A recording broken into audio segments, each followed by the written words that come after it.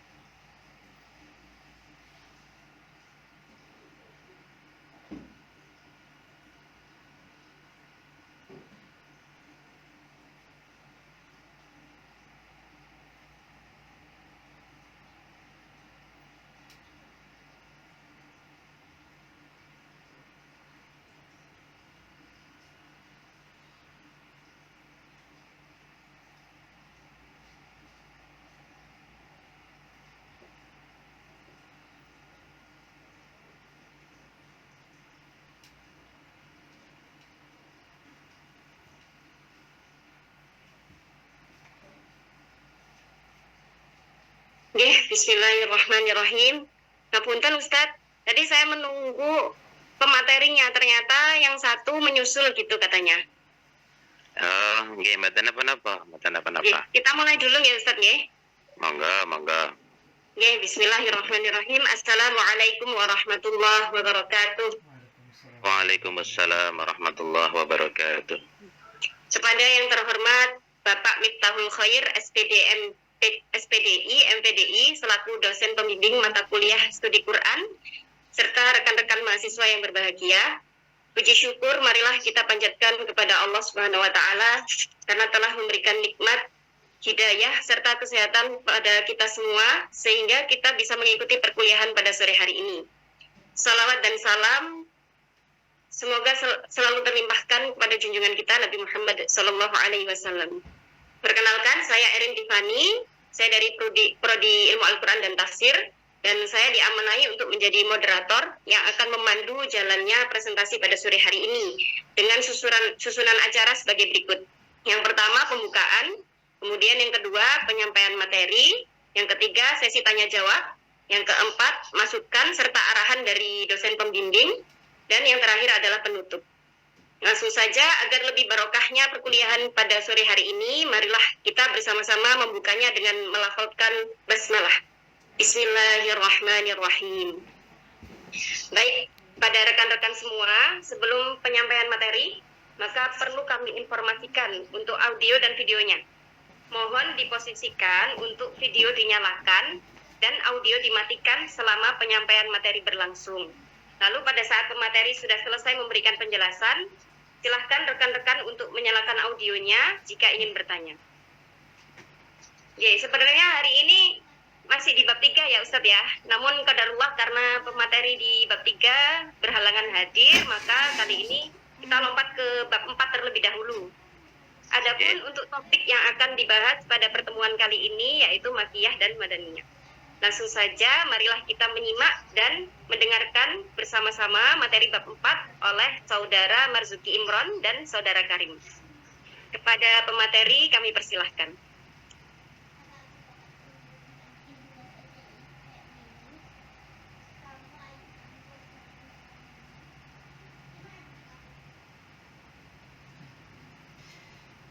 Bismillahirrahmanirrahim. Assalamualaikum warahmatullahi wabarakatuh.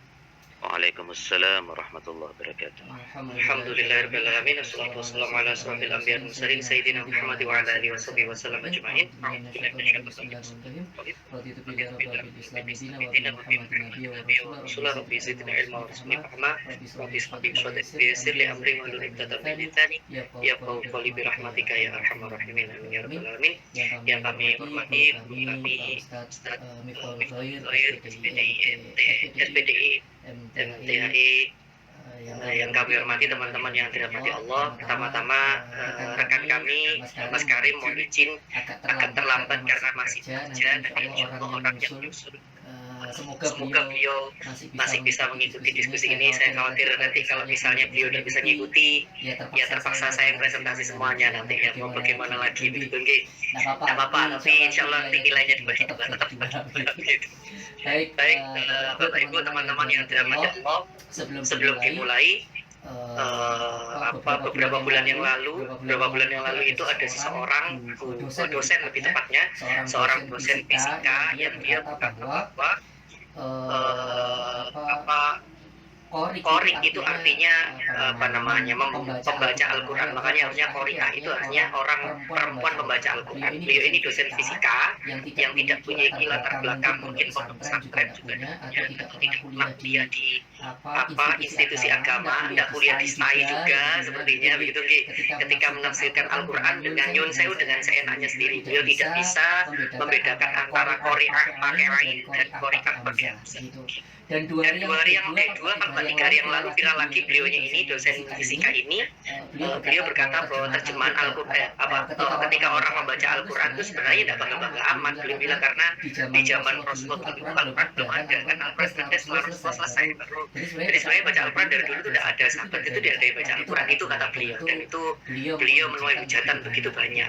Tapi saya tidak akan membahas itu. Yang ingin saya sampaikan adalah ketika seseorang bicara tanpa ilmu, maka itu yang terjadi. Jangan bicara tentang ilmu Al-Quran, bicara seperti kemarin ketika COVID ada orang bukan ahli medis tapi bicara COVID itu sama saja offside gitu ya, itu offside. Sama yang viral 3 hari yang lalu sahabat kita, seorang YouTuber konten kreator yang namanya Bro Gembul itu sedang dinasihati oleh banyak orang karena apa yang beliau sampaikan ini banyak offsetnya. Beliau bicara fikih tidak pakai kata fikih, beliau bicara tafsir tidak pakai kata tafsir, beliau bicara hadis tidak pakai kata hadis. Nah kali ini kenapa pengantarnya mulai dari itu, karena seperti yang disampaikan Kanjeng Nabi, man qala fil Qur'ani bil ghairi ilmin falyatabau maq'adahu minan nar. Barang siapa yang ngomong tentang Al-Quran tidak menggunakan ilmu, maka dipersiapkan baginya tempat duduk dari api. Dalam redaksional yang lain saya pernah baca, maka dia sedang mempersiapkan dirinya untuk berada di dalam neraka. Artinya bicara tentang Al-Quran itu harus sangat hati-hati, tidak hanya sekedar baca terjemah, tidak hanya sekedar baca tafsir. Kalau tidak belajar, kalau sanad keilmuannya tidak tersambung, khawatirnya nanti bisa menafsiri yang keluar dari jalan. Termasuk kenapa kok tiba-tiba pengantarnya seperti ini, termasuk bahwa ketika seseorang itu kata Imam As-Suyuti, saya ingat saya di Al-Itqan itu beliau bilang barang siapa yang tidak mengetahui dan tidak bisa membedakan maki dan madani, kata beliau lam yahilu laha ayat takalam fi kitabillahi ta'ala, maka dia tidak halal, dia haram, dia tidak boleh bicara tentang Al-Quran. Artinya sesekali jangankan bicara tentang tafsir, kalau membedakan maki dan madani saja tidak bisa, maka jangan kecuali ngomong tafsir, sudah taklid saja, niru, ikut saja apa kata para ulama, ikut saja Ibnu Katsir, ikut saja Imam As-Suyuti, ikut saja Imam Al-Qurtubi, atau ikut saja kalau kita di Indonesia ada Prof. Siap dan sebagainya, atau yang lebih benar Gus Bahay itu sama-sama ulama tafsir. Jadi sekali lagi pengantar, kenapa saya menyampaikan pengantar ini, supaya kita semuanya memahami bahwa ketika bicara tentang Al-Quran harus ada ilmu. Kalau tidak ada ilmunya lebih baik jadi pendengar saja, jadi orang yang takut. Kalau membedakan maki dan madani saja tidak bisa, maka jangan jauh-jauh, jangan kejauhan bicara tentang tafsir. Maka dari itu kita paham betul bahwa belajar membedakan tentang maki dan madani itu penting, karena ini tahapan awal supaya kita bisa belajar Al-Quran tahapan yang di atas. Kalau level yang paling bawah aja kita tidak paham, itu bagaimana kita mau bicara nasib mansub, bagaimana kita mau bicara ilmu Quran yang lain. Kalau maki dan madani saja kita tidak bisa bedakan. Maka dari itu kita tahu betul kalau bicara tentang maki dan madani itu penting. Nah, hari ini kita akan membicarakan tentang masih hampir beririsan dengan pembahasan Pak Saiful, Kang Saiful kemarin. Beliau mintanya dipanggil Kang, soalnya kalau gitu saya pilih dipanggil AA saja ya, kalau beliau mintanya Kang saya AA. Beliau kemarin bicara sedikit tentang maki dan madani, dan insya Allah hari ini kita akan dalam bagaimana kriteria, gaya bahasa dan tema dalam maki dan ternyata definisi tentang maki dan madani itu mengalami perubahan. Para ulama memang berbeda pendapat. Yang pertama bahwa maki itu, yang namanya maki adalah ayat-ayat surat yang turun di Mekah, dan contohnya surat Yusuf, surat Yusuf dan sebagainya itu ayat-ayat yang turun di Mekah. Lalu yang dinamakan Madani adalah ayat atau surat yang turun di Madinah seperti Al-Baqarah, Al-Imran, An-Nisa begitu. Hanya saja pendapat pertama ini memiliki kelemahan. Apa Apa kelemahannya? kelemahannya? Tidak dapat kategori ini tidak dapat mengkategorikan ayat yang turun di antara keduanya. Contohnya apa? Ini contohnya. Surat At-Taubah ayat 42. Jadi surat Jadi surat At-Taubah ini tidak bisa dimasukkan ke Mekki, tidak bisa dimasukkan ke Madinah. Kenapa? Karena turunnya tidak di Mekah dan turunnya tidak di Madinah. Turunnya itu di daerah namanya Tabuk. Jadi tidak termasuk Mekah dan tidak termasuk Madinah. Mau dimasukkan Mekki tidak bisa, mau dimasukkan Madaniyah juga tidak bisa. Nah, ini kelemahan dari pendapat pertama. Kalau ternyata ayat Al-Quran atau surat itu tidak turun di Mekah atau Madinah, itu tidak bisa dikategorikan. Lalu pendapat yang kedua, akhirnya para ulama punya pendapat yang lain. Sebagian ulama punya pendapat yang lain. Ternyata bukan dari tempatnya, tapi kepada siapanya ayat itu turun. Jadi pendapat itu bilang kalau ayat itu turun untuk orang-orang Mekah, maka ini namanya surat atau ayat Makki. Dan cirinya itu menggunakan redaksional ya ayuhan nas. Jadinya begitu. Contoh surat Yunus, surat Fatir. Sedangkan untuk Madani, ayat yang itu turun untuk orang-orang Madinah menggunakan redaksional ya ayyuhalladzina amanu. Contoh suratnya Al-Baqarah, Al-Imran, An-Nisa dan sebagainya. Hanya saja sama seperti pendapat pertama, pendapat kedua ini juga ada kelemahan. Kelemahannya apa? Ternyata pendapat kedua ini kelemahannya itu tidak semua yang redaksionalnya ya ayyuhan nas itu ternyata Makki. Justru ada yang ya ayyuhan nas itu ternyata Madani. Begitu juga sebaliknya, tidak semua ya ayyuhalladzina amanu itu Madani, ternyata ada ya ayyuhalladzina amanu itu Makki. Nah, ini contohnya. Ya Yunas rabbukum alladzi khalaqakum walladzina min qablikum la'allakum tattaqun. Orang manusia, sembahlah Tuhanmu yang menciptakanmu dan orang-orang sebelummu la'allakum tattaqun, agar kamu bertakwa. Ini redaksionalnya hampir sama seperti kewajiban tentang puasa. Ya ayyuhalladzina amanu tapi kalau puasa pakai ayyuhalladzina amanu, tapi intinya sama. La'allakum tattaqun. Jadi ini memang bukan surat Makki. Meskipun ya ayyuhan nas tapi bukan surat Makki, ini surat Madani. Karena Al-Baqarah itu para ulama mengerti kalau Al-Baqarah itu surat Madani. Begitu. Jadi ini kelemahan pertama. Ya ayyuhan nas tidak termasuk Makki, malah Madani ini. Lalu kelemahan kedua yang kami sampaikan tadi, tidak semua yang alladzina amanu itu Madani. Ternyata ini contohnya. Ya alladzina amanu wasjudu rabbukum waf'alul khaira la'allakum tuflihun. Ayo orang-orang beriman, berdoa, sujudlah dan sembahlah Tuhanmu, berbuatlah baik, la'allakum tuflihun, agar kamu menjadi orang-orang yang beruntung. Surat Al-Hajj ayat 77. Jadi ini tidak termasuk Madani, ternyata ini malah masuk Makki. Jadi pendapat pertama punya kelemahan, pendapat kedua juga punya kelemahan. Akhirnya para ulama memiliki kategori yang lain lagi, tidak menggunakan tempat turunnya. Terus yang kedua tidak menggunakan mukhotabnya kepada siapanya begitu. Sekarang pendapat ketiga itu justru menggunakan sebelum Rasulullah, kapan sebelum Rasulullah hijrah atau setelah Rasulullah hijrah. Jadi yang namanya Makki itu ayat-ayat atau surat yang turun sebelum Rasulullah hijrah, sedangkan Madani itu ayat-ayat atau surat yang turun setelah Rasulullah hijrah gitu.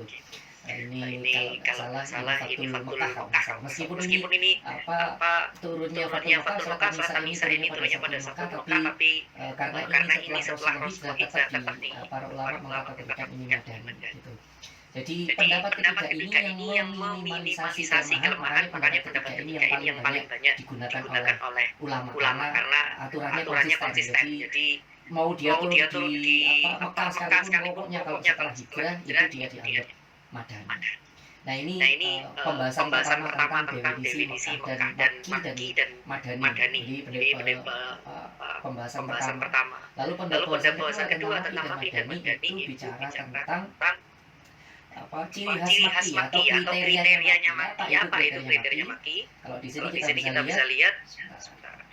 Kalau di sini kita bisa lihat ciri khas Makki itu ada kata-kata sajdah yang kita disunahkan untuk sujud itu. Jadi di surat Al-A'raf ya 206. Jadi kalau ada kata-kata sajdah, innalladzina inda rabbika la yastakbiruna 'an ibadi wa yusabbihuna wa lahu yasjudun. Kalau ada kata sajdah itu rata-rata dari Makki gitu. Lalu ciri khas yang kedua mengandung lafal kala saya lakukan itu kita hafal ya surat itu maki ya. Rata-rata makiyah itu pendek-pendek dan ada kalanya. Lalu yang ketiga ciri khas maki itu mengandung ya ayyuhannas tadi sudah disebut ya. Mengandung ya ayyuhannas dan tidak mengandung ya ayyuhalladzina kecuali sudah dikasih kata-kata kecuali surat Al-Hajj. Itu ciri khas maki karena surat Al-Hajj itu tidak termasuk maki yang kita bahas di depan tadi. Lalu ciri khas maki yang selanjutnya adalah berisi kisah tentang para nabi kecuali Al-Baqarah. Karena Al-Baqarah itu juga ada cerita tentang nabi, cuman Al-Baqarah itu masuk dalam Madani. Salah satu ciri Madani itu kan suratnya panjang-panjang. Ini surat Yusuf itu termasuk dalam kategori ciri khas maki. Lalu ciri khas yang kedua adalah kisah Adam dan Iblis ya, ini kita yang sering kita dengar itu ya. Qala ma mana'aka alla tasjudu idza amartuka. Dikatakan padamu kenapa apa yang menahanmu dari bersujud dari perintahku kata Allah karena aku lebih baik daripadanya tadi aku diciptakan minar dari api wala tahu dan dia diciptakan dari tanah. Ini kan bantahan iblis terhadap Allah. Kenapa dia iblis itu tidak mau sujud kepada Nabi Adam. Jadi ini kalau kisahnya tentang Adam dan Iblis itu insya Allah cerita tentang surat maki kecuali di surat Al-Baqarah.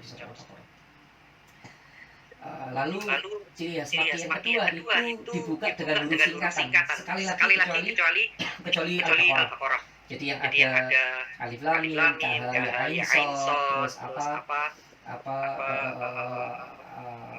ya dan sebagainya ya, alif lam ra dan sebagainya gitu. Selain Al-Baqarah itu termasuk. Jadi yang huruf singkatan.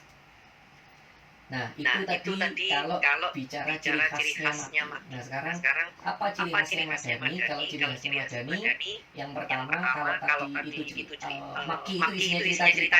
Sedangkan Madani itu sebaliknya. Madani itu berisi tentang kewajiban atau sanksi. Ya, ini saya yakin dengan semuanya teman-teman pendengar semuanya saya yakin pasti sangat hafal ayat ini karena dengan setiap Ramadan pasti mendengar oleh para ustaz ayat ini siang itu jelas banget itu berisi tentang kewajiban, itu kan berisi tentang kewajiban berperang itu termasuk Madani gitu. Banyak perintah itu masuk dalam kategori Madani karena berisi kewajiban dan sanksi. Ciri khas Madani yang kedua adalah berisi ciri orang-orang yang munafik. Jadi orang-orang munafik itu diceritakan termasuk dalam kategori Madani kecuali surat Al-Ankabut. Contohnya surat Al-Ankabut ayat 68. Ini termasuk ciri-ciri orang munafik juga. Lalu terdapat ciri yang ketiga dari Madani adalah terdapat dialog dengan ahli kitab. Jadi ini dialog bagaimana Kanjeng Nabi berbicara dengan para ahli kitab yang diwakili oleh Allah. Artinya kadang-kala Allah itu memberitahu bagaimana caranya dialog dengan ahli kitab gitu. Karena kita tahu sendiri Kanjeng Nabi itu begitu luar biasanya. Saya baca beberapa riwayat itu beliau begitu sopannya, saking sopannya beliau itu selalu memilih kata-kata yang terbaik ketika ngomong dengan orang. Bahkan ketika orang itu musuhnya beliau sekalipun itu tetap ngomongnya itu ngomongnya terbaik. Makanya kalau di Al-Quran itu An-Nahl kalau nggak salah An-Nahl 125 itu ya, untuk ila sabili rabbika bil hikmah wal mau'izatil hasanah wajadilhum billati ahsan. Kalau wajadilhum kalau engkau terpaksa harus jidal, harus berdebat billati ahsan, maka pastikan dekatmu itu menggunakan kata-kata ahsan, kata-kata yang terbaik, kata-kata yang paling halus. Saya dulu diajari saya kalau berdebat dengan orang-orang muslim aja disuruh pakai kata-kata halus, apalagi kalau dialog sama muslim. Jangan sampai ngomong dengan sama muslim kata-katanya kasar, bid'ah, munafik lah, langsung keluar kalimat apa itu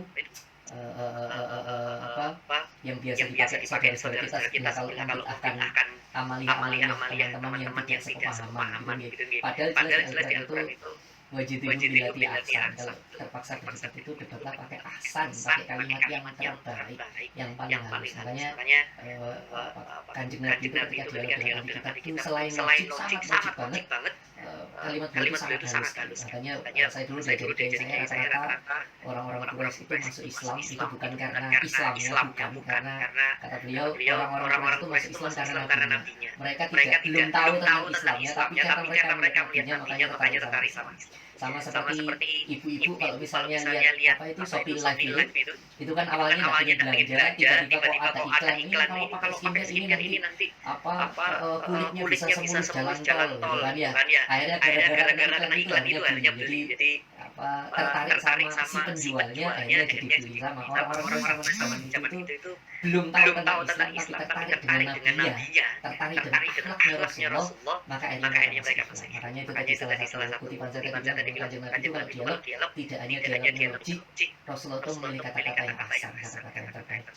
Nah ini pada ciri khas Madani itu terdapat dialog dengan ahli kitab, dan itu dilengkapi dengan ayat Al-Quran. Nah, ciri khas Madani yang kedua saya ngetiknya ini maklum bikin PowerPoint-nya malam-malam sambil ngantuk.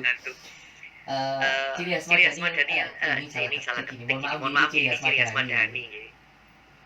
Ini mohon maaf saya ini gaya bahasa. Mohon maaf. Ini kita bicara tentang, kalau tadi bicara tentang ciri khas, sekarang kita bicara tentang gaya bahasa. Jadi kalau gaya bahasanya Makki, gaya bahasa Makki itu bicara tentang tauhid, bicara tentang pembalasan api neraka. Dan ayatnya mesti pendek-pendek, ini ciri khasnya gitu. Tasla naron hamiyah.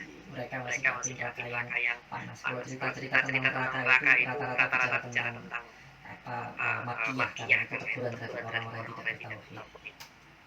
Nah ini gaya bahasa dan tema Makki itu berisi undang-undang, dosa musyrik, membunuh, memakan harta yatim, berbuat zalim dan sebagainya. Ini ayat yang paling sering dibaca oleh guru kita, Kiai Haji Ahmad Dahlan. Ini surat atau ayat yang paling sering dibaca oleh guru kita Kiai Haji Ahmad Dahlan, pendiri Muhammadiyah, surat Al-Ma'un, yang dalam riwayat itu beliau kalau baca surat ini mesti diulang-ulang. Itu sebabnya saudara-saudara kita sampai sekarang itu Muhammadiyah itu paling rajin bikin panti asuhan, paling rajin bikin rumah sakit, karena pendirinya itu jiwa sosialnya begitu luar biasa. Ya karena ayat yang dibaca surat Al-Ma'un seperti ini. Ini gaya bahasanya Makki. Lalu balik lagi kalau Makki itu kayak tadi yang kita bahas ya. Makki itu bicara tentang kisah para nabi dan bicara tentang kenapa kok diceritakan kisah para nabi, karena supaya umat zaman ini bisa belajar, bisa sabar. Kalau kita dapat masalah itu jangankan kita. Para nabi dulu aja dapat masalah. Saya ingat betul kalimatnya Gus Bah itu beliau bilang, saya ingat betul Nabi Muhammad itu kalau hari ini ada masalah, keluar dari masalah, besoknya itu ada masalah, keluar dari masalah satunya lagi, besoknya ada masalah. Lah kalau Nabi Muhammad itu dari satu masalah pindah ke masalah yang lain, kata beliau, Anda itu siapa? Kok berani-beraninya minta kepada Allah supaya dikeluarkan dari masalah? Nabi bukan, soleh kok minta keluar dari masalah? Wong Kanjeng Nabi aja tiap hari ketemu masalah. Ini saya mengutip kalimatnya Gus Bah. Itu kata beliau, orang itu mau tidak mau harus ketemu dengan masalah, karena itu salah satu bentuk Allah mencintai seorang hamba, diuji dengan ujian bertubi-tubi sampai dosanya hilang. Itu kata Nabi. Maka kenapa kok diberikan kisah-kisah umat terdahulu supaya orang itu jadi lebih sabar, jadi lebih sabar. Kalau Nabi aja dikasih ujian seperti itu bisa bersabar, harusnya kita insya Allah itu bisa jadi lebih sabar insya Allah dengan pelajaran. Kalau orang dikasih motivasi oleh motivator itu bisa sangat berat, bagaimana mungkin kita diceritain cerita Al-Quran kok hatinya belum bisa tersentuh gitu. Terus selanjutnya gaya bahasa dan tema itu berisi kalimat-kalimat pendek, meyakinkan benar, mempengaruhi benar, terus disertai contohnya Al-Quran 12. Atau kalau bicara sumpah kayak wal asri demi masa, walain demi waktu malam, wan nahari demi waktu siang, dua apalagi yang isinya sumpah-sumpah itu rata-rata Makki, gaya bahasa dan temanya Makkiyah. Nah, sebaliknya gaya bahasa dan tema Madani itu bicara tentang ibadah, muamalah, kekeluargaan, warisan, hubungan sosial. Ayatnya panjang, saya potong karena nggak nutup ini di PowerPoint-nya. Saya potong ini cerita tentang waris dan saya ingat katanya Kanjeng Nabi, ilmu fikih yang pertama kali tercerabut itu ilmu waris, beliau begitu, yang orang sudah tidak tertarik lagi mempelajarinya. Kalau ilmu tentang sholat orang masih belajar, orang ilmu tentang toharoh orang masih belajar, tapi ilmu tentang waris ini mulai tercerabut kata Kanjeng Nabi, karena itu tadi dan pada faktanya sampai saat ini kita lihat bahwa ilmu waris ini yang jarang sekali dipraktekkan orang. Kita lebih senang prakteknya itu pakai hukum yang tidak 100% Islam kalau ilmu waris. Begitu. Jadi kenapa Pak Alfan menjelaskan ilmu ini ya, karena memang harusnya kita berpatokan pada Al-Quran. Baik, gaya bahasa yang kedua adalah seruan terhadap ahli kitab, kayak tadi cerita tentang dialog terhadap ahli kitab gitu ya. Jadi Madani itu bicara tentang dialog, mengajak mereka supaya masuk Islam dan sebagainya, termasuk membahas tentang bagaimana penyimpangan ahli kitab, bagaimana mereka ingkar setelah Kanjeng Nabi itu memberikan peringatan terhadap mereka. Itu ada di surat Al-Maidah. Nah ini yang saya salah satu ayat favorit saya, gaya bahasa Madani itu panjang. Ini ayat favorit saya. Kenapa favorit? Karena ini mesti dibaca oleh orang tahlilan ya. Ini saya senang sekali orang tahlilan mesti baca ayat ini, dan saya baru ayat ini kita Gus Baha ayat ini ternyata ayat yang perjanjian Kanjeng Nabi dengan Gusti Allah, ternyata pakai ayat ini. Ketika seseorang itu bilang Rabbana la tu'akhidna in nasina aw akhtana, ketika seorang ya Tuhanku, jangan hukum kami ketika kami salah dan ketika kami lupa. Itu Kanjeng Nabi mewakili kita ngomong itu, dan kata Gus Baha itu Allah bilang qala na'am, baik kata penuhi itu. Ketika Kanjeng Nabi bilang Rabbana la tahmil alaina isran kama hamaltahu 'alal ladzina min qablina, mewakili kita kalau ya Tuhan jangan berikan kami beban masalah yang berat seperti orang-orang sebelum kami. Itu Allah juga bilang qala na'am, dibalas iya. Ketika kita bilang Rabbana wa la tuhammilna ma la taqata lana bihi, itu juga ketika saya mendengar beliau bilang ini salah satu perjanjian Allah dengan Kanjeng Nabi, dan Allah mengiyakan kalau kita bilang ya Allah tolong jangan berikan kami masalah yang kami tidak mampu menanggungnya karena terlalu berat. Wa'fu anna wa'fir lana warhamna, maafkan kami, ampuni kami dan kasihani kami. Anta maulana fansurna 'alal qawmil kafirin. Ya Tuhanku, Engkaulah sama pelindung, maka tolonglah kami dari godaan, dari gangguan orang kafir. Ini ayatnya panjang banget, dan surat Al-Baqarah ini adalah rata-rata bukan cuma Al-Baqarah, Ali-Imran, itu ayat panjang itu biasanya Madani. Jadi dari tadi kita bicara tentang apa bedanya Makki dan Madani, lalu kita bicara tentang kriteria Makki dan Madani, dan terakhir kita bicara tentang gaya bahasa serta tema yang ada di Makki dan Madani. Saya rasa itu cukup. Kalau memang ada yang nasihat, kami sangat ikhlas menerima komentar, kami sangat ikhlas menerima nasihat. Semoga apa yang kami sampaikan ini bisa menjadi diskusi yang baik untuk kita semuanya. Kami kembalikan ke moderator. Matur nuwun. Masya Allah, kami ucapkan terima kasih kepada Saudara Marzuki Imron atas penyampaian materinya yang luar biasa sekali. Hari ini kita sama-sama dapat ujian ya. Ujiannya dengan partnernya tidak bisa hadir.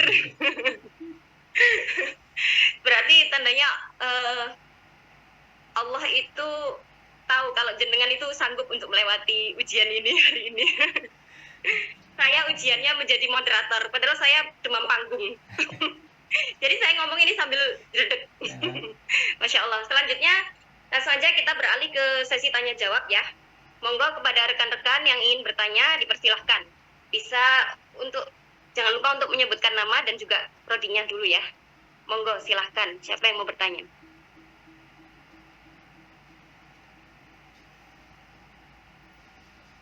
Boleh angkat tangan dulu.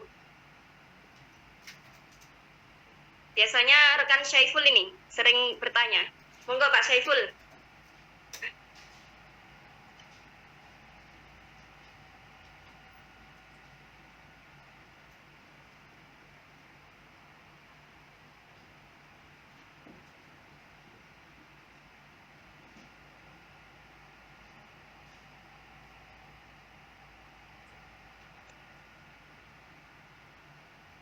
Alhamdulillah kayaknya nggak ada yang tanya ini. Ya, alhamdulillah ini nggak ada yang tanya ini. Pinter-pinter. Kalau nggak ada yang tanya berarti teman-teman ini Masya Allah pendengar yang luar biasa gitu. Pendengar yang luar biasa itu Saya itu adalah pendengar yang tidak menyulitkan pembicaranya dengan bertanya. Ya, Top is. Masya Allah, Ya Allah, tabarakallah, keren is, bisa tanya is. Jelas Langsung gitu. Ini antara rekan-rekan pada pinter-pinter semua, sama ini pematerinya, Masya Allah, penyampaiannya luar biasa.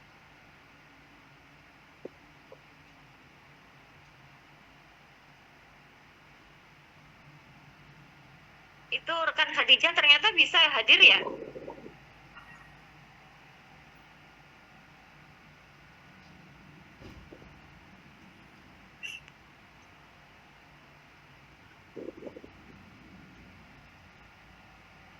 Ya, rekan Siti Maulidah, Nawi mau bertanya? Nggak siap, soalnya pertanyaan yang disiapkan buat bab 3. Oh gitu. Oh itu ada rekan Nur Musliana. Silahkan kalau mau bertanya, monggo. Assalamualaikum warahmatullahi wabarakatuh. Waalaikumsalam warahmatullahi wabarakatuh. Nama saya Nur Musliana dari Prodi Ilmu Al-Quran dan Tafsir. Izin bertanya kepada saudara Bapak Marzuki Imron. Kan tadi sudah disebutkan makiyah kalimat daniyah, nggih. Nah, saya bertanya, ada berapa jumlah surat dalam kategori makiyah kalimat daniyah? Mantan matur nuwun. Baik, terima kasih. Baik. Baik, Baik, Nur. Oke. Langsung dijawab. Iya, Pak terima Marzuki. kasih. Ini Ini kalau dijawab dijawab makiyah dan madaniyah, sekali lagi saya saya sendiri satu satu tidak tidak hafal. hafal. Yang Yang kedua, kedua, kalau kalau kita kita ngecek makiyah dan madaniyah itu ada berapa, itu nantinya akan ada berbeda pendapat karena para ulama tadi sudah membagi makiyah dan madaniyah itu ada 3 kategori. Saya Saya sendiri tidak hafal ada berapa makiyah dan madaniyah karena kemarin nyarinya juga tidak nyari ayat makiyah dan madaniyah itu ada berapa. Ini Ini kalau di Google pasti ketemu nanti. Kalau saya googling pasti ketemu ini. Makiyah berapa, madaniyah berapa. Tapi nyun sewu, saya sendiri memang tidak hafal ini makiyah berapa madaniyah. Cuman yang saya pelajari kemarin kategorinya masuk yang kategori mana dan cirinya seperti apa. Karena para ulama juga ternyata beda pendapat untuk memisahkan makiyah dan madaniyah. Bisa jadi ulama yang berpendapat kategori pertama itu jatuhnya lebih banyak makiyah daripada madaniyah. Beda lagi dengan pendapat ulama yang nomor 2 atau nomor 3 yang mengklasifikasikan makiyah dan madaniyah itu berbeda, yang apalagi yang berbeda dan madaniyah ini setelah hijrah. Begitu. Saya nyun sewu tidak bisa menjawab karena memang saya tidak hafal. Kalau mau nyari juga bisa sih sebenarnya googling, tapi ya kita kan berdialog gini bicara tentang jujur. Mohon maaf saya belum bisa menjawab tentang jawabannya Mbak Naili itu nggih. begitu. Nggih, mboten napa-napa. Baik, ada pertanyaan lagi dari rekan Khadijah. Silahkan. Assalamualaikum. Waalaikumsalam warahmatullahi wabarakatuh. Izin bertanya, tadi Bapak Marzuki Imron sempat membahas tentang ayat-ayat yang di dalamnya terdapat bagaimana caranya kita menjelaskan Islam kepada para ahlul kitab atau orang-orang kufar. Barangkali Bapak juga kemarin sempat baca atau mungkin ada referensi itu ayat-ayat apa aja. Maksudnya saya benar-benar pure nanya ini. Barangkali ada. Itu aja sih Pak. Baik, kalau kita cek kemarin tadi kalau kita cek tadi kan ayat-ayat yang bercerita tentang dialog dengan ahlul kitab itu rata-rata madani. Berarti ngeceknya nanti tinggal kita cari ayat-ayat madani dan kita cek di tafsir beberapa kitab tafsir yang dari kitab-kitab tafsir tersebut itu tentang dialog kepada para ahlul kitab. Dialognya itu tentang para ahlul kitab. Seringkali kalau saya ini saya kutip ini bukan kalian saya bukan orang tafsir juga ini baru belajar. Saya ngutip seringkali dialog dengan ahlul kitab itu kalau lihat dari sirah Nabawi Kanjeng Nabi itu menggunakan redaksional yang membuat orang-orang ahlul kitab itu berpikir. Salah satu contohnya itu ketika orang-orang Quraisy itu Tuhannya ada sekitar 360-an gitu ya. Lebih dari itu 360-an, Lata, Uzza dan sebagainya. Itu justru Kanjeng Nabi cuma ngomong Tuhan itu cuma satu. Itu dan enak sekali Rasulullah ketika jawab Tuhan itu satu itu enak banget Rasulullah. Ketika saya baca sirah Rasulullah ketika berdialog dengan orang-orang kitab, dia bilang Tuhan itu satu. Sedama orang-orang yang ngomong Tuhan itu lebih dari satu, dia bilang gini. Logikanya Rasulullah sangat enak. Beliau bilang seperti ini. Kalau kamu punya majikan, kalau kamu punya juragan dua, gitu. Sama kalau kamu punya juragan satu lebih enak, itu katanya. Kalau kamu punya juragan satu itu justru lebih enak, disuruh juragan satu itu harusnya cuma satu. Tapi kalau juragan dua, bos kedua bingung. Yang bos yang pertama nyuci, yang bos kedua setrika, bingung mana yang mau dilakukan karena juragannya dua. Apalagi kalau juragannya 360, malah bingung kita mau mengikuti yang mana. Justru juragan satu itu atau bos satu lebih memudahkan kita. Itu salah satu dialog yang saya baca di sirah Kanjeng Nabi itu ketika dialog dengan kita itu sangat logik sekali. Bahasanya bahasa logik, makanya ketika kalau tidak salah ini tolong dibenarkan kalau saya salah di perjanjian Hudaybiyah itu sangat merugikan umat Islam. Perjanjian Hudaybiyah itu sampai Umar bin Khattab itu bertanya kepada Rasulullah, jenengan ini tetap nabi kok perjanjian merugikan Islam kok dibiarkan saja. Tapi kata Rasulullah tidak apa-apa. Selama syaratnya satu, orang tidak dilarang untuk berdialog tentang agama. Biarin selama mereka selesai berdialog tentang agama, nanti masuk Islam sendiri. Nanti akan masuk Islam sendiri karena ketika mereka berdialog tentang agama, ya maka lama-kelamaan mereka akan benar-benar masuk Islam. Dan benar sih, setiap orang akhirnya dipersilakan untuk berdialog tentang agama. Akhirnya ya salah satunya ayat Idza ja'a nasrullah itu telah datang ketika engkau Idza ja'a nasrullah ketika datang pertolongan Allah.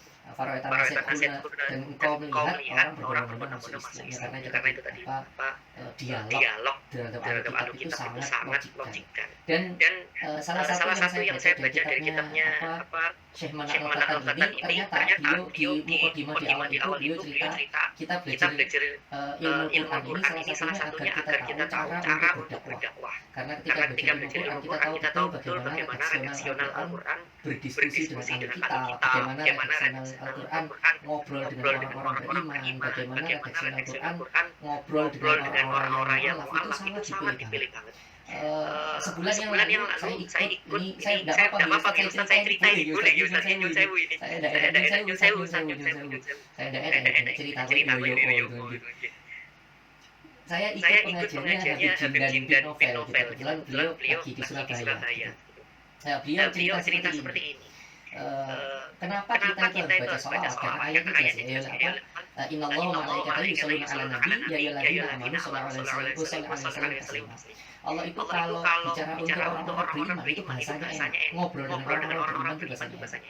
Ketika Innallaha wa malaikatahu yusholluna 'alan nabi, sungguh Allah dan para malaikat itu bersolawat. Nah ini kata-kata Habib Jindan. Ya ayyuhalladzina amanu shollu 'alaihi wa sallimu taslima. Hai orang-orang beriman bersolawat. Kata beliau, kalau ada orang yang tidak mau baca sholawat, berarti dia tidak mau dapat undangannya Allah. Tahu dari mana itu undangannya Allah? Nah, itu kalimatnya Allah itu ya ayyuhalladzina amanu, itu berarti memang Allah mengundang orang-orang beriman untuk baca sholawat. Kalau dia tidak mau baca sholawat, berarti dia tidak mau diundang oleh Allah untuk baca sebagai orang beriman. Sama seperti ketika Allah menyuruh kita berpuasa, itu kan Allah menggunakan redaksional ya ayyuhalladzina amanu kutiba alaikumus syiyam. Jadi Allah itu memuji kita, menyebut kita sebagai orang beriman. Allah tidak ngomong ya ayyuhan nas kutiba alaikumus syiyam, tapi ya ayyuhalladzina amanu itu undangan, Allah mengundang kita. Sama seperti ketika Allah bilang banyak perintah yang menggunakan redaksional ya ayyuhalladzina amanu. Itu Allah memuji kita, Allah mengundang kita supaya kita melakukan itu tadi, hal-hal yang diundang oleh Allah. Salah satunya salawat tadi. Ini saya menyampaikan apa yang saya dengar sama apa saya dengar di pengajiannya Habib Jindan. Makanya beliau ngomong betapa Allah itu memilih Al-Quran. Allah dalam Al-Quran itu memilih kata ketika bicara dengan orang beriman, ketika bicara dengan orang kafir, ketika bicara dengan orang-orang kafir itu Allah memilih. Jangankan kepada orang beriman, ini saya ingat betul Syekh siapa kemarin dari Al-Azhar itu, saya lupa, beliau cerita tentang jangankan dengan orang beriman, jangan terhadap orang kafir. Allah ngomong dengan Nabi Muhammad aja, Allah itu milih kata-kata. Kanjeng Gusti Allah kalau ngobrol dengan Nabi Musa itu langsung pakai kata-kata yang Musa. Kalau Gusti Allah ngobrol dengan Nabi Adam itu pakai nyebut nama langsung, ya ada maskul anta wa zaujukal jannata, itu langsung nyebut nama. Ketika Gusti Allah ngobrol dengan Nabi Ibrahim itu langsung sebut nama, ya Ibrahim. Kalau Gusti Allah ngobrol dengan Nabi Isa langsung juga sebut nama, ya Isa bin Maryam. Tapi Gusti Allah ketika ngobrol dengan Nabi Muhammad itu selalu tidak menggunakan nama langsung, tapi pakai nama panggilan. Ya ayyuhal muzammil, ya ayyuhal mudaththir, itu menunjukkan bahkan nyuwun sewu bahkan Allah pun memilih kata ketika ngobrol dengan Kanjeng Nabi. Itu sebabnya saya ngomong sama anak saya kalau nyebut nama Nabi Muhammad itu tidak boleh kasar, harus ada kata-kata Kanjeng Nabi atau sayyidina, itu tidak sopan. Kalau nyebut Nabi Muhammad dengan kata-kata langsung sebut nama itu tidak sopan, karena itu bahkan Allah pun memilih kata-kata ketika bicara dengan Kanjeng Nabi. Nah itu gaya bahasanya Al-Quran dari yang saya pahami. Ini bukan tafsirnya, saya belum tahu ilmu tafsir. Ini yang saya dengar dari beberapa kajian yang saya dengar. Begitu Ibu, semoga bisa dipahami. Kalau enggak ya beliau nanti menjelaskan di situ.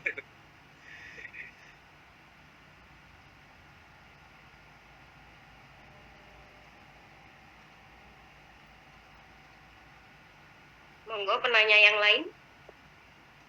Izin bertanya. Oke, silakan. Perkenalkan, nama saya Siti Aimin Nasila dari Prodi IAT. Tadi disebutkan bahwa ciri khas ayat Madaniyah salah satunya yaitu turun di kota Madinah. Nah, yang mau saya tanyakan, adakah pengaruh ayat-ayat Madaniyah terhadap pembentukan karakter masyarakat Islam di Madinah pada waktu itu? Kalau misalnya memang ada pengaruhnya, bisa tolong dijelaskan? Baik. Itu, terima kasih. Baik, matur nuwun Bu Siti Ayuni, matur nuwun sangat pertanyaannya. Dari yang saya pahami, ini pun belum tentu 100% benar karena ini saya juga cuma ikut ngaji gitu. Ketika Allah bicara terhadap orang-orang Madinah itu, ketika Allah bicara terhadap orang-orang Madinah itu, karena orang-orang Madinah itu beriman, maka Allah itu menggunakan redaksional yang redaksional yang tegas, yang sudah tidak perlu lagi memberikan motivasi tentang surga dan neraka, karena memang orang-orang Madinah itu orang-orang yang tegas. Saya kasih contoh begini, seingat saya nih, perintah tentang Homer, perintah tentang larangan Homer itu turunnya di Madinah. Perintah tentang larangan Homer itu belum dilarang. Jadi seingat saya pelarangan Homer itu tidak serta-merta langsung dilarang. Jadi awalnya itu cuman jangan dekati Homer ketika jangan dekati sholat ketika engkau dalam keadaan mabuk. Awalnya itu belum dilarang. Jadi karena memang zaman itu belum sekuat imannya orang-orang Madinah, maka kalimat redaksional saat itu tidak setegas pada saat orang-orang Madinah, tidak setegas pada saat seperti orang-orang Madinah yang sudah beriman. Awalnya itu justru awalnya saya itu Al-Quran itu membolehkan karena salah satu bentuk rizki yang baik itu dari perasaan anggur dan kurma, maka dari perasaan anggur dan kurma itu nanti jadi Homer. Saat itu masih diperbolehkan. Sampai akhirnya awalnya jangan dekati Homer ketika kamu dalam keadaan jangan dekati sholat kalau dalam keadaan mabuk. Saya pernah baca ada salah seorang riwayat sahabat Nabi itu yang ketika ngimami sholat terus diulang-ulang itu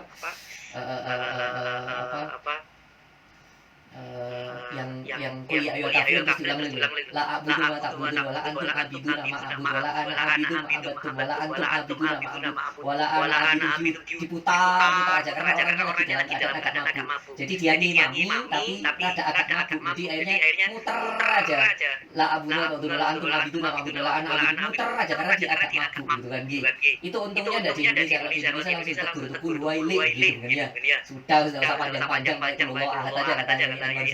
begitu. Jadi memang kalau di Madinah itu redaksionalnya itu karena kepada orang-orang yang sudah beriman itu Allah tidak perlu lagi menjelaskan tentang motivasi surga dan neraka. Karena memang itu rata-rata orang-orang beriman. Itu rata-rata karena Allah pasti ceritanya itu tadi ini tidak boleh, ini boleh. Dan yang begitu luar biasa ketika saya baca sirah itu, ketika pelarangan kaum itu kan orang-orang Madinah itu melemparkan korbannya di pinggir jalan. Jadi mereka tidak ada, mereka langsung ketika dengar perintah sami nawasawin, kami dengar kami taat ya wis.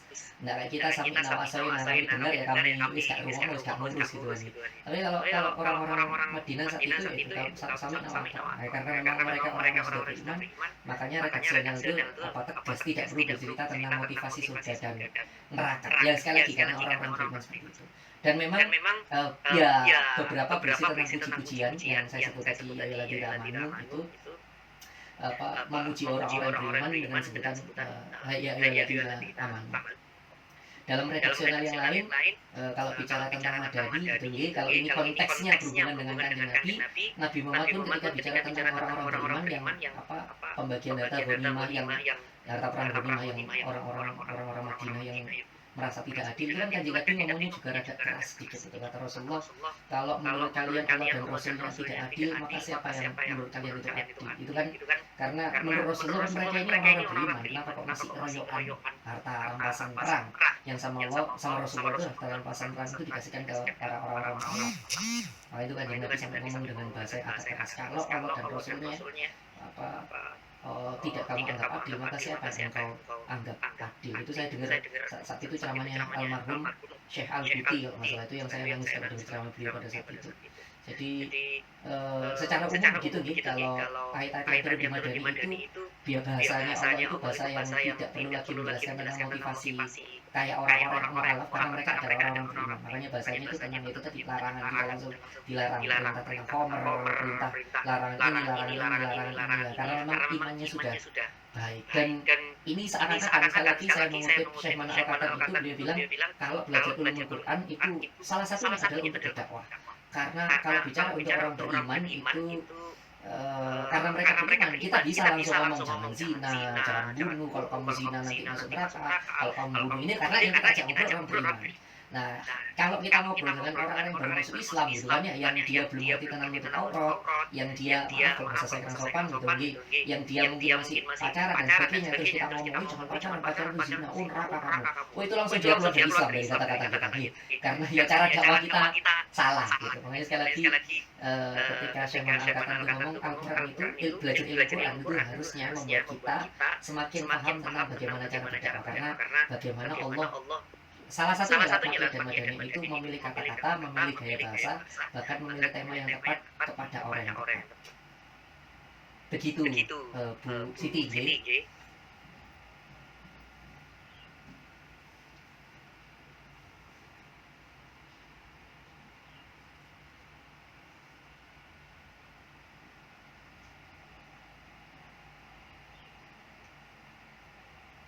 Monggo ada lagi yang lain yang mau bertanya? Rekan saya nggak jadi masuk beneran ini sepertinya, Bu. Iya. Allah ya. Tetap dapat nilai ya. Iya. Bisa jadi partnernya Pak Marzuki aja deh. Iya. Izin nggak masuk tapi. Iya.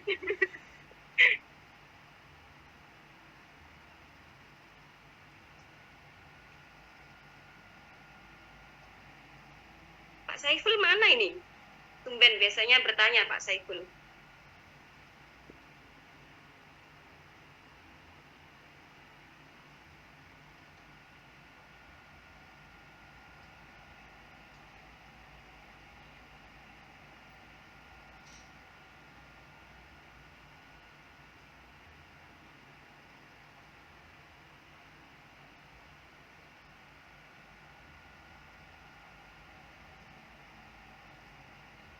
Ini bahasa saya mungkin ada yang belum dipahami, kok diam semua ini Mbak Bu ya.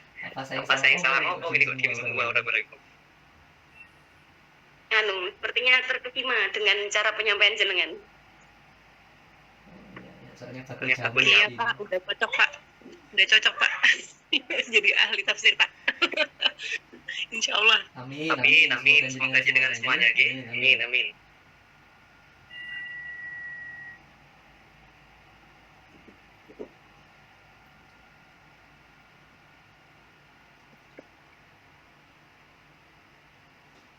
Kayaknya sudah nggak ada yang bertanya ya. Bertanya Maulid ya. Oke. iya untuk Pak Marzuki, dari semua yang sudah dipaparkan tadi, menurut jenengan apa alasannya kira-kira Allah itu menurunkan surat-surat itu panjang-panjang untuk di Madaniyah, di kota Madinah, untuk kaum-kaum Ansor, dan kalau surat Makkiyah di kota Mekah itu ayatnya pendek-pendek gitu. Seperti yang jenengan paparkan tadi. Kira-kira mungkin sudah pernah membaca salah satu ayat atau salah satu hadis atau tafsir yang bisa menjelaskan kira-kira apa alasannya seperti itu. Mungkin karena karakteristik kaumnya atau bagaimana, atau pada masa itu apa yang terjadi gitu. Kalau digabung kalau disangkut pautkan dengan sejarah sama turunnya Al-Quran dan hadisnya. Baik. Sama Al-Quran. Siti Maulida. Yang pertama, saya mengikuti pendapat yang mengatakan bahwa ketika Kanjeng Nabi dikatakan ummi itu bahwa yang dikatakan ummi itu bukan berarti beliau buta huruf ya. Ada yang mengatakan itu artinya buta huruf, tapi Gus Bab bilang yang dikatakan ummi itu bukan buta huruf, tapi ummi itu bahasa Indo, bahasa ummi kan bahasa Indo, artinya bukan beliau itu orang asli, bukan orang yang buta huruf begitu. Tapi ketika saya ngaji ke kiai saya dulu, ketika belajar sedikit belajar tafsir itu beliau cerita bahwa salah satu keistimewaan orang-orang Arab Saudi, orang Arab lebih tepatnya, baik itu Mekah atau Madinah, kelebihan orang Arab itu mereka meskipun lemah dalam urusan tulis-menulis, mereka lemah dalam urusan tulis-menulis, tapi mereka kuat dalam urusan hafalan. Keistimewaan orang-orang Arab itu mereka kuat sekali dalam urusan hafalan, itu yang pertama. Terus yang kedua, mereka hebat sekali dalam urusan syair. Makanya orang dikatakan hebat saat itu kalau dia mampu melafalkan syair-syair yang panjang dan indah, bukan panjang dan indah. Itu sebabnya mujizatnya Nabi kita itu, Nabi Muhammad itu begitu luar biasa. Kalau dulu Nabi Musa itu ilmu yang sedang berkembang atau hal yang bikin orang kagum gitu kan, hal yang bikin orang kagum di zaman Nabi Musa itu adalah ilmu sihir. Maka Allah itu menurunkan mujizatnya Nabi Musa itu rada-rada mirip sihir, tongkat dilempar jadi ular, tongkat yang lainnya, karena itu tadi hal yang di sekitarnya itu berhubungan dengan sihir. Lalu di zamannya Nabi Isa hal yang paling bikin orang takjub itu adalah ilmu medis, ilmu kesehatan. Itu sebabnya mujizat yang diturunkan kepada Nabi Isa itu mirip-mirip ilmu kesehatan. Nabi Isa itu bisa menyembuhkan kusta, menyembuhkan orang mati dan sebagainya. Itu mujizat yang paling keren saat itu. Nah, di zaman Nabi Muhammad itu hal yang paling keren itu syair. Zaman Nabi Muhammad itu hal yang paling keren itu sebabnya mujizatnya Kanjeng Nabi itu berupa syair yang begitu indah. Gitu nggih. Meskipun Al-Qur'an ini bukan kitab syair, tapi syairnya begitu indah. Meskipun saya tidak ngerti apa namanya ilmu syair ya. Tapi kalau kita baca kan luar biasa indah itu nggih. Alam nasrallah fasal wa anta misrat alladzi anqadha barafa'na laka dzikra. Itu berima nadanya sama begitu luar biasa.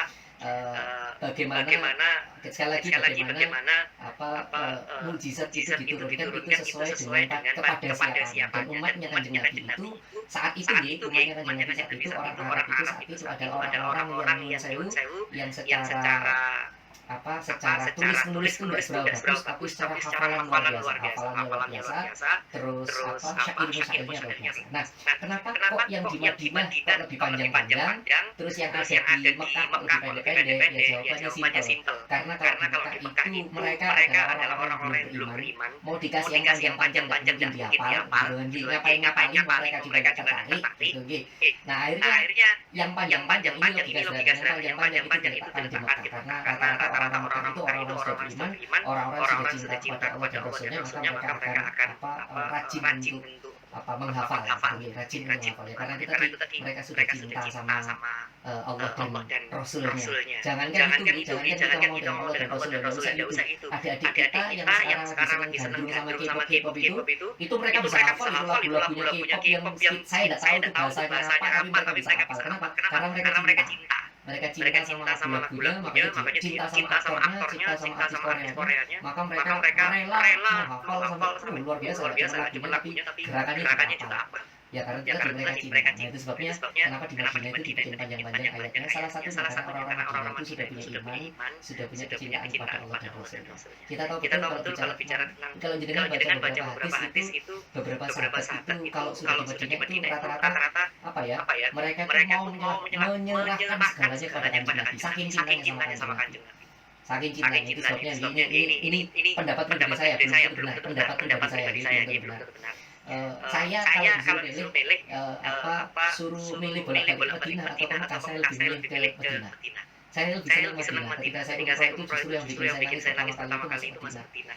Ya kenapa kok nangis kenapa saya nangis Madinah ya karena sudah ada makamnya Kanjeng Nabi. Itu yang bikin saya nangis. Makanya ini backgroundnya Masjid Nabawi dan saya berdoa kepada Allah semoga kita semuanya nanti sama Allah ditakdir bisa haji umroh di Mekah Madinah semuanya.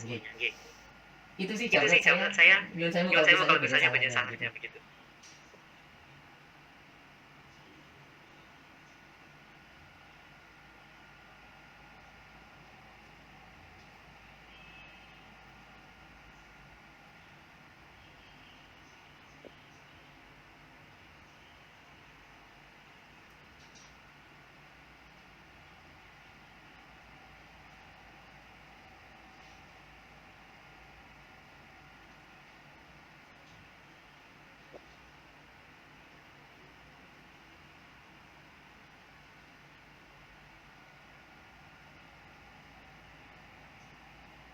Baik, ada lagi pertanyaan dari rekan-rekan yang lain?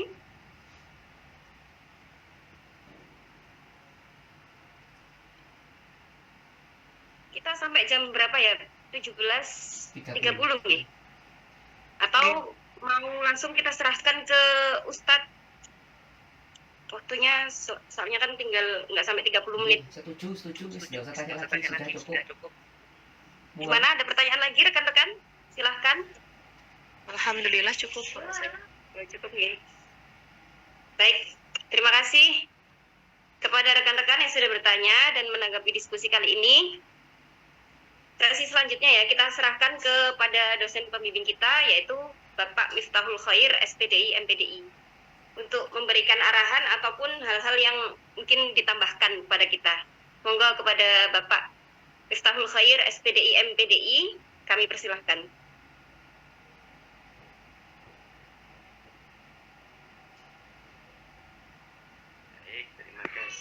Atas waktu yang diberikan kepada saya. Sebelumnya kita beri aplaus dulu untuk pemateri pada hari ini, luar biasa, AA Marzuki ya.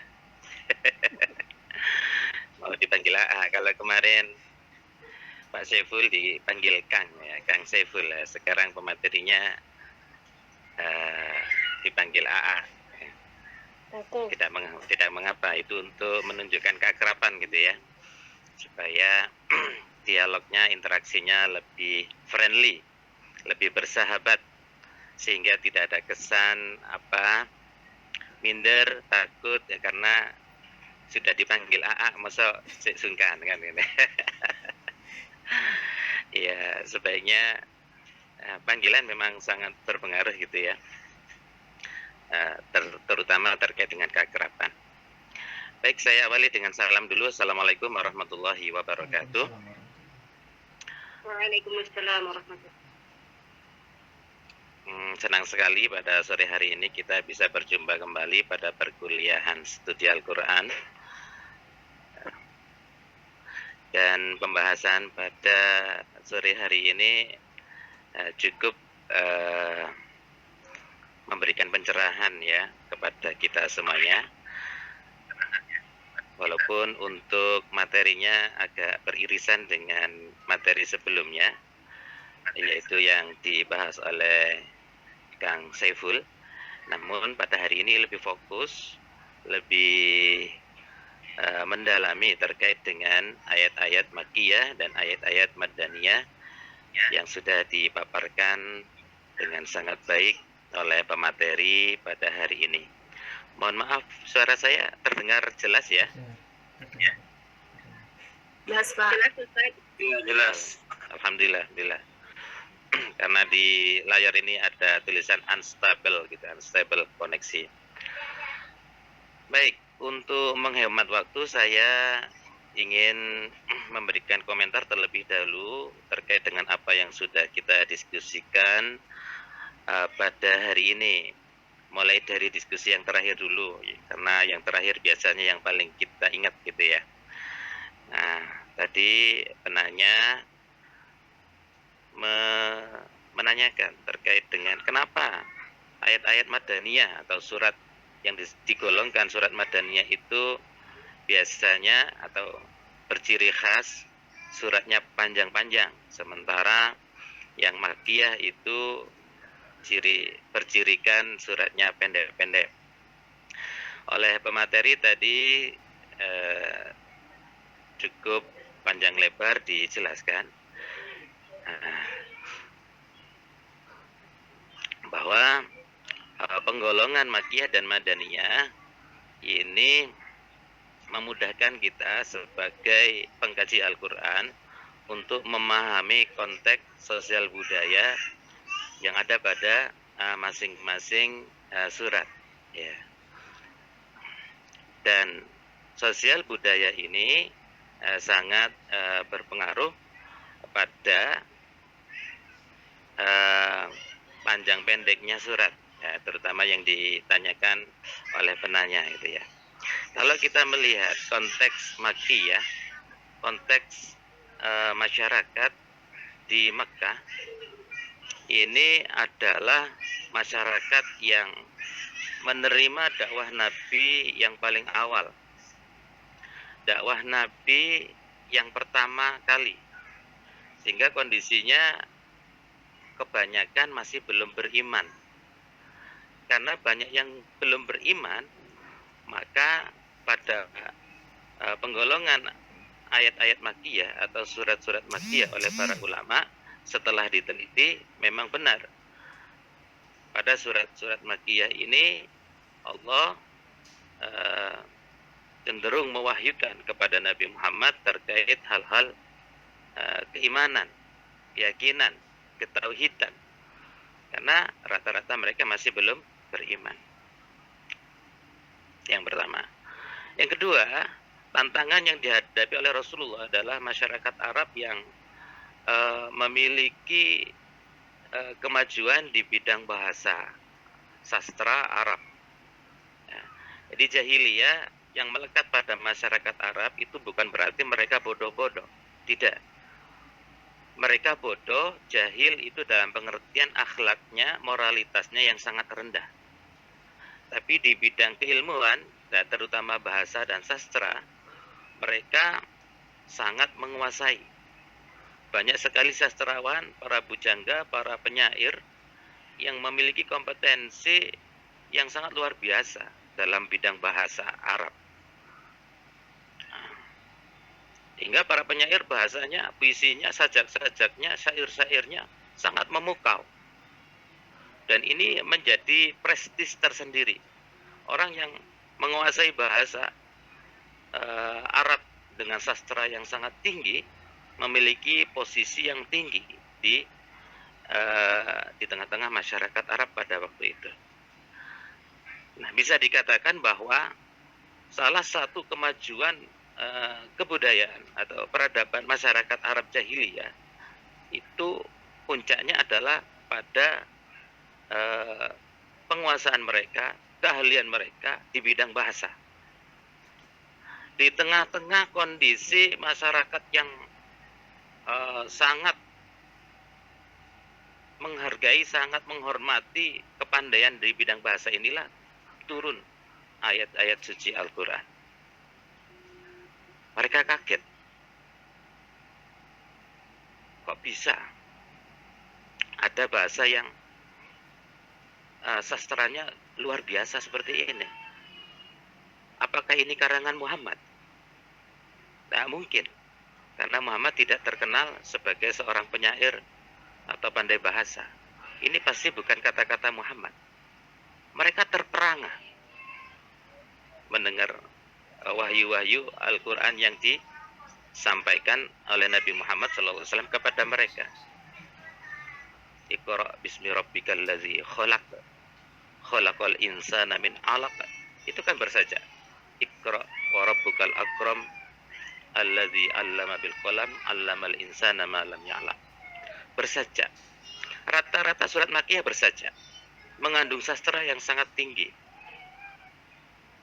Alam tara kaifa fa'ala rabbuka bi ashabil fil, alam yaj'al kaidahum fi tadlil, wa arsala alaihim tayran ababil tarmihim bihijaratin min sijil faja'alahum ka'asfim ma'kul. Bersajak. Dan mereka enggak terima. Enggak, kita tidak boleh kalah dengan sastra gaya bahasa Al-Quran yang demikian memukau. Sehingga di antara mereka pun sepeninggal Nabi ya, sepeninggal Nabi, ketika ada Nabi nggak ada yang berani melawan bahasa Al-Quran. Sepeninggal Nabi kan muncul nabi-nabi palsu seperti Musailamah Al-Kadzdzab, mengaku-ngaku menerima wahyu dari Allah dan dia sampaikan wahyunya ingin menyamai surat Al-Fil ini. Al-filu mal-fil, anfuhu tawil, badanuhu kabir, gitu. Anfuhu tawil, dan seterusnya. Mereka ingin membuat sajak yang indah, tapi sajaknya boleh saja indah. Ternyata setelah dikaji maknanya seperti nyanyian anak TK.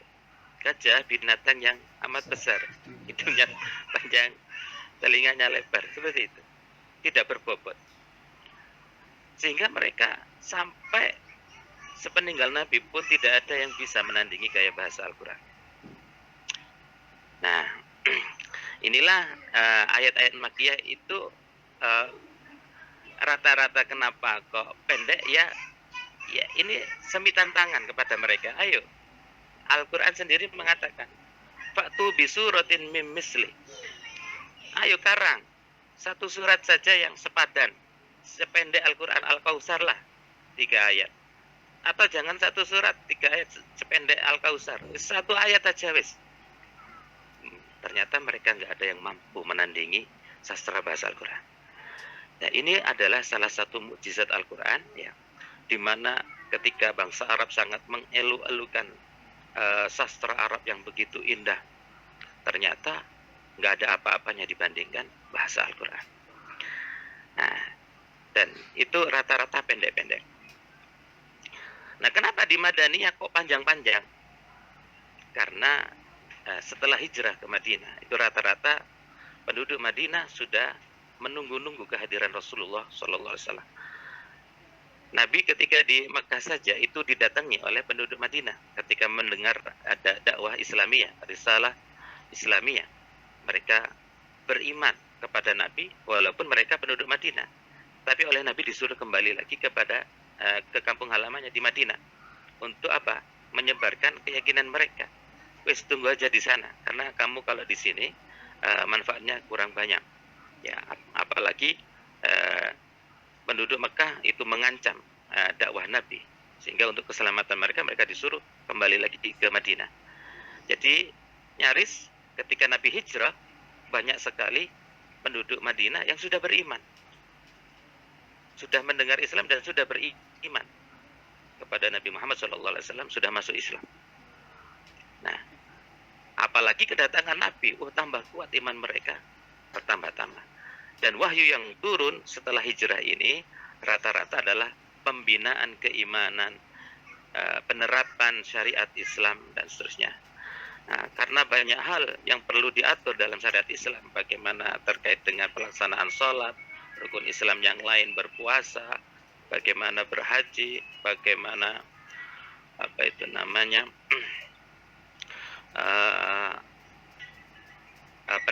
penataan hukum Islam yang lain, hudud dan seterusnya, itu dibutuhkan penjelasan yang sangat panjang. Untuk itulah rata-rata ayat Madaniyah itu suratnya panjang-panjang, karena memang membutuhkan penjelasan yang panjang untuk menjelaskan hukum-hukum Islam yang lebih detail, lebih rinci, gitu ya. Itu untuk pertanyaan terakhir tadi. Untuk pertanyaan selanjutnya apa saja tadi? Jumlah ayatnya ya. Jumlah ayat ya ya bisa panjenengan browsing ya katanya pemateri tadi. Tapi lebih baiknya ya merujuk kepada kitab-kitab yang muktabar ya. Kalau secara umum kita mengikuti pandangan yang terakhir, yang ketiga, yang dari pemateri tadi, yaitu ayat makkiyah itu sebelum hijrah, ayat madaniyah setelah hijrah, maka bisa diklasifikasi, bisa dihitung. Yang lebih banyak itu ayat makkiyahnya. Makkiyah itu sekitar 86 surat. Kalau suratnya dalam Al-Quran itu 114, maka sisanya sekitar 28 surat itu adalah surat-surat madaniyah. Kemudian untuk apakah ayat madaniyah itu membentuk karakter masyarakat? Jelas. Pertanyaan ini bukan hanya ayat-ayat madaniyah membentuk karakter penduduk Madinah, tapi juga ayat-ayat makkiyah. Jadi seluruh ayat-ayat yang diturunkan, diwahyukan oleh Allah kepada Nabi Muhammad, kepada baik penduduk Mekah ataupun penduduk Madinah, pasti akan sangat berpengaruh dan membentuk karakter masing-masing masyarakat. Nah, terutama di Madinah memang. Nah, jadi dari peradaban masyarakat yang jahiliyah, mereka berubah drastis dengan peradaban Islam yang memuliakan manusia. Di mana di zaman jahiliyah misalnya posisi gender perempuan itu tidak ada harganya sama sekali. Bahkan Umar itu sangat malu sebelum masuk Islam itu memiliki anak perempuan. Tahu dia punya anak perempuan langsung dikubur hidup-hidup. Itu adalah salah satu tradisi jahiliyah pra-Islam, sebelum mereka memeluk Islam. Nah, ketika Islam hadir, Islam memuliakan manusia. Walaqad karramna bani Adam fil barri wal bahr. Dan ayat-ayat yang lain yang memuliakan manusia, tidak ada lagi itu perempuan yang dikubur hidup-hidup. Memuliakan sesama manusia, menghilangkan kasta-kasta, mereka sederajat sama di hadapan Allah, yang membedakan hanyalah ketakwaannya, dan seterusnya dan seterusnya. Dan ayat-ayat Al-Quran secara keseluruhan sangat membentuk karakter, budaya, bahkan peradaban penduduk Madinah ataupun Makkah, bahkan seluruh dunia saat ini. Sangat dipengaruhi oleh wahyu Allah, yaitu Al-Quranul Karim. Ini ya, sudah azan maghrib ini ternyata. Kemudian tadi juga dijelaskan bagaimana Allah misalnya mengajarkan untuk memahami konteks sosial budaya kita masing-masing. Artinya misalnya dalam berdakwah tadi, kita bisa belajar banyak bagaimana Allah tidak serta-merta langsung menyuruh orang beriman itu melaksanakan ibadah mahdhah, langsung sholat ketika kondisi mereka masih belum siap. Itu tidak langsung ajaran sholat itu disyariatkan. Begitu juga misalnya pengharaman khamr yang sudah dijelaskan tadi, itu konteksnya adalah ketika budaya Arab itu minuman khamr itu menjadi minuman yang sudah biasa mereka lakukan, ya sudah adat, sudah menjadi tradisi. Minuman keras itu di kalangan mereka, sehingga kalau dilarang sekaligus, ojo ngombe khamr langsung haram, khamr itu haram, tidak bisa seperti itu secara langsung. Makanya ayat-ayat pengharaman khamr itu turun tadrijian, secara bertahap. Yang pertama itu terkait dengan masyarakat atau sahabat yang bertanya kepada Rasul tentang khamr, bagaimana hukumnya. Nah, dalam satu ayat, yas'alunaka 'anil khamri qul fihima ismun kabirun wa manafi'un linnas. Itu wahyu pertama terkait khamr. Yas'alunaka 'anil khamr, mereka pada bertanya pada Muhammad tentang khamr. Qul, jawablah Muhammad, fihima ismun kabirun wa manafi'un linnas. Di dalam khamr itu ada dosa besar, walaupun ada manfaatnya sedikit dah.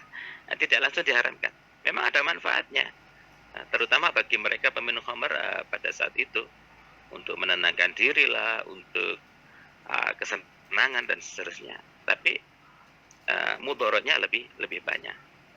Nah, kemudian wahyu berikutnya turun. Itu masih memberikan wawasan kepada mereka. Nah, setelah itu ada ya cerita tadi, ada orang yang mabuk tapi kok menjadi imam sholat. Nah, bacanya keliru-keliru, nggak selesai-selesai. Surat Al-Kafirun diulang-ulang terus kan gitu ya. Wala antum abiduna ma'abud, itu kan ada 2 redaksinya dalam surat Al-Kafirun. Nah, itu nggak selesai-selesai karena diulang, disangka ayat sebelumnya. Qul ya ayyuhal kafirun la a'budu ma ta'budun wala antum abiduna ma'abud wala ana abidum ma'abadtum wala antum abiduna ma'abud wala ana abidum ma'abadtum wala antum abiduna ma'abud. Begitu terusnya, nggak jelmu temukan mah, karena dia dikuasai oleh khamar tadi. Nah, setelah salat itu pada waktu salat, wala taqrabus sholata wa antum sukara, karena ada yang begitu. Jangan kamu dekat ke salat sementara kondisimu dalam mabuk. Artinya apa? Pada saat itu masih belum haram khamar itu. Bukan berarti khamar itu halal, tidak. Tapi ini adalah tahapan pengharaman. Ya tetap haram, tapi tidak langsung dikatakan haram. Baru yang tahap ketiga, Allah secara tegas melarang. Innamal khamru wal maisru wal ansab wal azlam rijsun min amalis syaitan fajtanibuhu. Maka hindarilah, jauhilah. Nah, larangan ini yadullu ala tahrim kalau belajar usul fikih. Makanya haram hukumnya meminum khamr. Ilatnya karena mabuk. Nah, sekarang ada bukan khamr tapi memabukkan, yaitu sabu-sabu dan yang lain. Yaitu tetap haram walaupun sabu-sabu tidak ada dalam Al-Qur'an. Nah, itu nanti illatul hukmi yang berbicara pembahasan di usulul fikih. Nah, kalau dicari mana sabu-sabu hukumnya haram di dalam Al-Qur'an? Ya enggak ono. Sing ono khamr. Ya. Itu dari sinilah Wali Songo yang menyebarkan Islam ke Nusantara itu menggunakan etika yang sangat tinggi. Kenapa? Karena belajar kepada Rasulullah. Ya gak langsung dia haram, no. Bahkan Sunan Kudus itu saking menghargainya umat Hindu yang menghargai sapi, ketika hari raya kurban, gak korban sapi, tapi kerbau yang dibeleh. Soalnya apa? Karena yang dibeleh sapi, umat Hindu tersinggung. Ikut Tuhanku kok dibeleh. Kemudian tradisi-tradisi bijak Wali Songo lainnya dimasuki nilai-nilai Islam seperti pewayangan, tembang-tembang dan seterusnya. Itu adalah dalam rangka menerapkan Islam rahmatan lil alamin seperti yang sudah dicontohkan oleh Rasulullah SAW dalam membangun kota Madinah. Ya, saya kira itu karena sudah maghrib ya ini. Kalau maghrib biasanya nggak, konsentrasinya sudah turun gitu. Saya kira itu untuk saya tambahan dari saya. Dan penguatan mudah-mudahan bisa memberikan sedikit wawasan gitu ya. Saya juga dalam kondisi belajar ya, panjenengan belajar, saya juga belajar, dan belajar itu tidak boleh berhenti ya. Minal mahdi ilal lahdi, itu ajaran agama kita. Nah, bukan konsep-konsep barat ya, meskipun ada konsep barat long life education, tapi di ajaran agama kita sendiri ya sudah lama seperti itu. Saya kira itu teman-teman semuanya. Apakah ada pertanyaan sebelum kita akhiri? barangkali katanya ada masih. Oke, monggo. Siapa ini? Ferry, Ustaz. Oh, oke. Pak Ferry. Iya.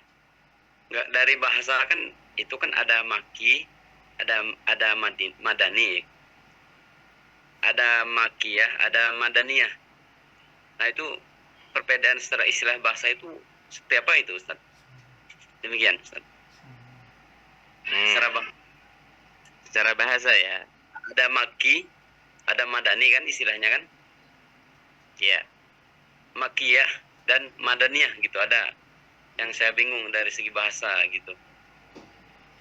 Baik. Maki tidak ada tak marbutohnya ya.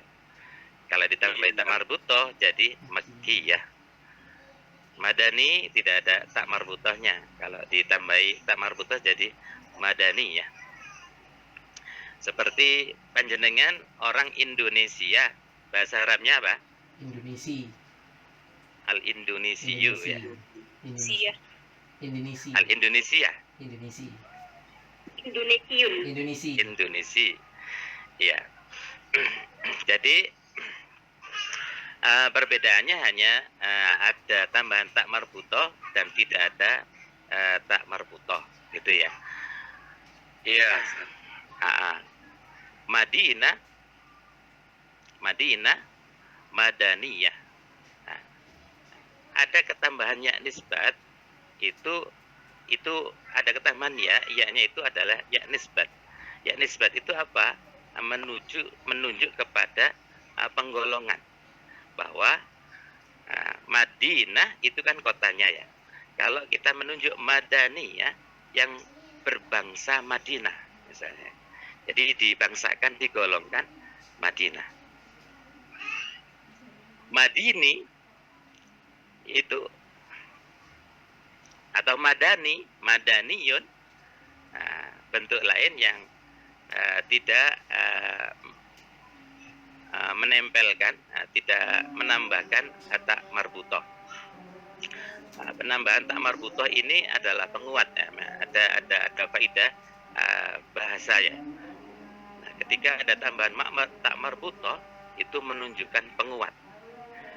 Jadi sama-sama boleh panjenengan menggunakan kata madani atau madaniyah, makki, ayat-ayat makki atau ayat-ayat makkiyah, itu sama benar. Nah, cuma dalam pelafalan ketika menggunakan tak marbutoh itu ada makna yang lebih kuat ketika ada tambahan tak marbutoh, itu ya. Di samping juga penyelarasan dengan kata-kata sebelumnya. Nah, kalau ayah itu kan muannas, ada tak marbutohnya, berarti madaniyah, makkiyah. Nah, begitu idealnya. Kalau di bahasa Indonesia kan makki, madani, begitu saja juga boleh. Saya kira itu ya, Pak. Jadi tidak ada perbedaan, cuma ada penambahan makna ketika itu ditambahi tak marbutoh. Ada unsur penguatannya.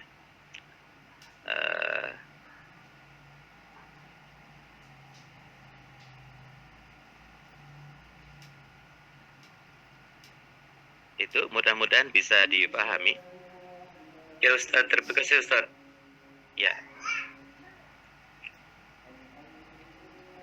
Baik, ada lagi? Atau ada yang menambahkan?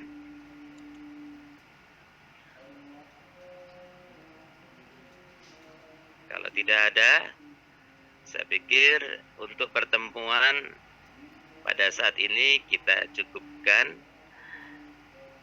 sampai di sini. Saya persilakan kepada moderator. Sudah ditutup tadi. Apa saya yang menutup ini? Monggo silahkan jenengan yang tutup juga boleh, Ustaz. Iya, Mbak Erin Tiffany gitu ya. Ya, luar biasa juga moderator kita. Walaupun tadi bilangnya nerdek, tapi ternyata bagus ya. Harapan dari moderator tadi, teman-teman, supaya interaksinya lebih mantap gitu ya. Dimohon bila tidak ada yang berhalangan untuk membuka kameranya. Sayang gitu ya. Kita seminggu sekali bertemu ya. Tapi ketika bertemu nggak terlihat wajahnya, itu kan apa ya? Kayak sangat cukup disayangkan gitu ya. Nah, katanya silaturahim itu sangat dianjurkan gitu, sunnah gitu ya. Nah, kalau nggak ketemu wajahnya, apa itu bisa dikatakan silaturahim? Iya. Baik, terima kasih teman-teman semuanya. Izin kalau ada absen virtual itu tidak cukup sebenarnya dengan nama-nama saja, wajahnya harus jelas. Nah, jangan-jangan Afwan Ustadz tanya. Iya. Oh iya. Gini, kok kenapa harus on cam? Karena masih kendala di pekerjaan jadi gak bisa on cam. Apakah tidak masalah?